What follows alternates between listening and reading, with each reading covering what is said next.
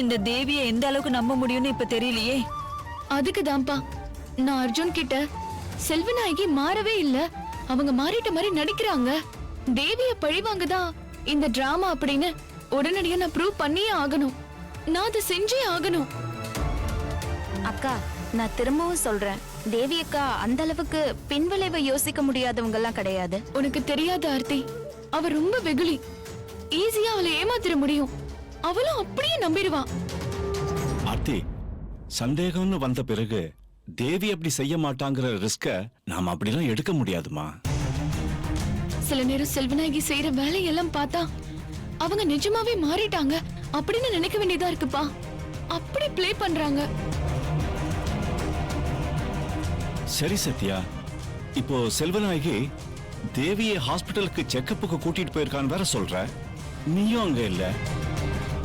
ஒருவேளை இதுதான் சந்தர்ப்பம்னு செல்வநாயகி ஓவரா நடிச்சு தேவி அதை நம்பி உண்மையை சொல்லிட்டா?